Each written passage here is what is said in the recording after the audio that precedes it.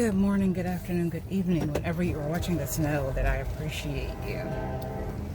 It is I, Jay, also known as Juaitan Robinson, and I want to welcome you to another day in the daily life of Jay. I am trying to get to work. I am running well, I won't say astronomically late, but I'm running late because I had to run a couple of errands, come back to the house, and then head to work. How are you today? How's your day been thus far? What's going on in your life? How have you made it through this week with all that's going on, with everything that's transpiring? How have you made it through the week? Are you okay? Mentally, physically, emotionally? Even financially, are you all right? Are you okay?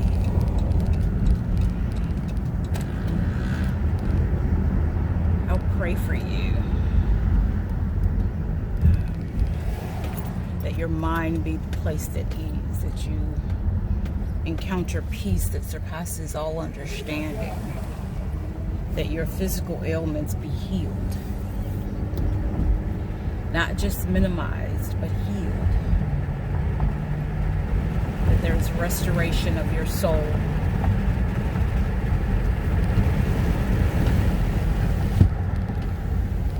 restoration of your soul, your mind, your spirit,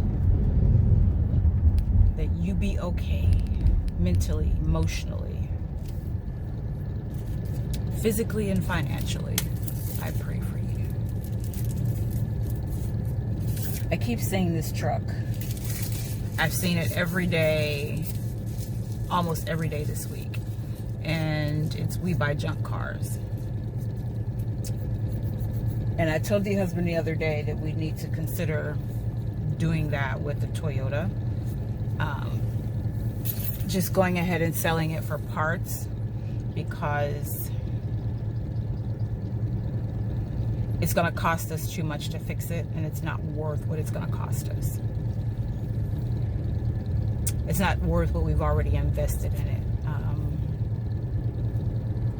When we bought it, there had only been one owner. We bought it for $4,000, and that was way more than what I wanted to spend because the car was so old. Regardless of the fact that it only had one owner, it was an old car. Even though it had new tires and a new battery, and I say new battery in quotes because shortly after we purchased it, we ended up having to replace the battery within 6 months of buying it. So it didn't have a new battery in it. It may have had a recharged battery, a refurbished battery, but it didn't have a new battery in it. So we paid it off, and then shortly after paying it off, it started having issues. And I've talked about it in previous vlogs. We had the Ford. The Ford is what we traded in to get this van. But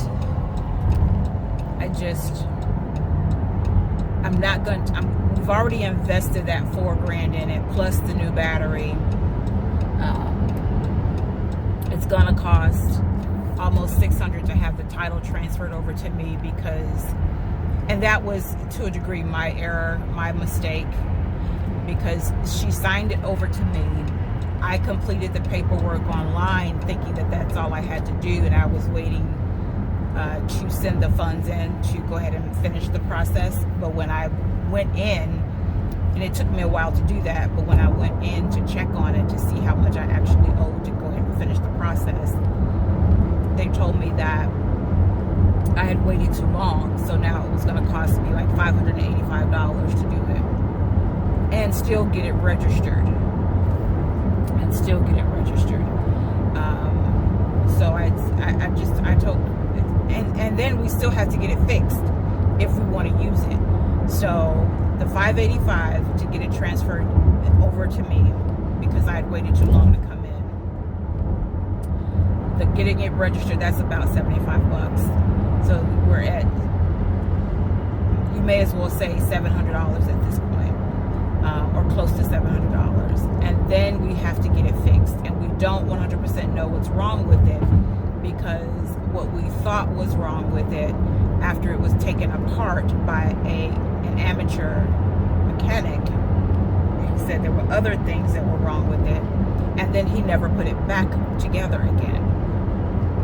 So we don't know 100% what's wrong with it. So what's wrong with it could cost us anywhere from $100 to $1,000, and that's not including labor. So I'd rather sell it for junk, get $500 for it, and be done with it. That's what I'd rather do.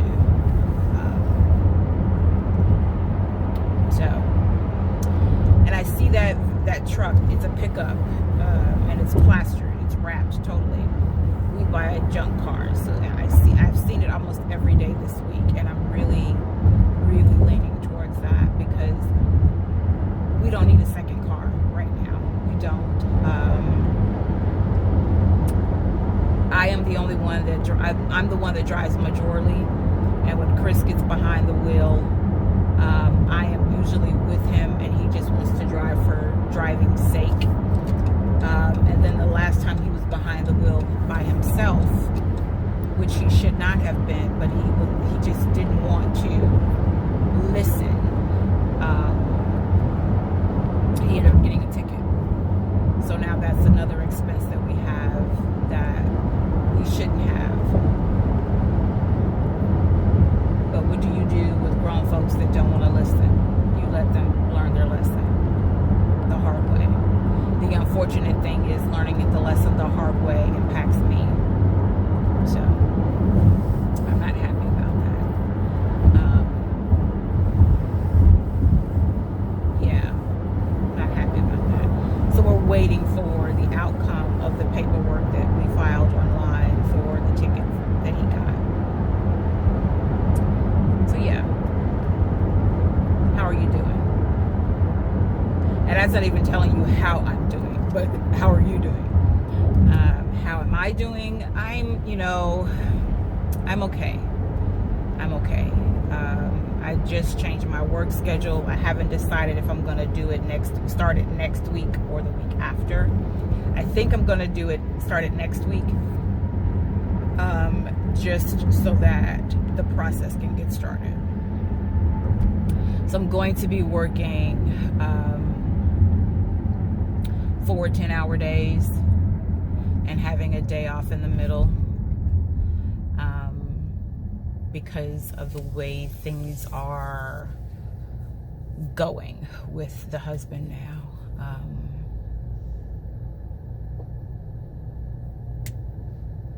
Yeah. So I'll be working, like I said, 4 days a week at 10 hours a day. And it's going to take some adjustment for me, my body. It's going to take some adjustment, because I haven't had to work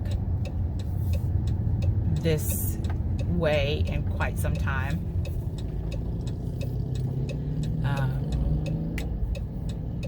10-hour days, that is. So that's what I'm going to do. So yeah, 4 days a week at 10 hours a day, and I'll have a day off in the middle, so that I can, when his appointments start back up, I'll try to make all of his appointments on that day, so that I'm not taking time off from work. I don't have any more time to take off from work, because I've used so much time taking time off from work for him. And I'm not giving up my vacation time that I have already scheduled for later in the year.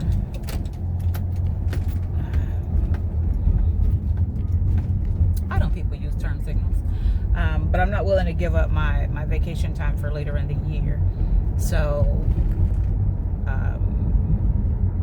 this was the only way that I could think of that would help in that sense, outside of quitting or taking a leave of absence, which right now I can't do either. Thank you for using your turn signal. I can't do either, but this is something that I can do that will be beneficial overall. So all of his appointments, once they start back up, I'm going to get them, or try to get them scheduled for that day that I take off, so that, again, I don't have to be penalized for taking him to his doctor's appointments. So, yeah. It's been a rough week. It's been a rough week, emotionally, mentally. It's been a rough week. But God is still good. He's still on the throne. He still reigns. And he's still my God. He's still my God. He's still my Lord and Savior. He's still my comforter, my peacemaker. And because I know that he still is, I still am. I know that I will be all right. But I'm at work now, y'all. So I need to get myself in here. Peace and blessings. Remember to walk in your purpose and know that I appreciate you.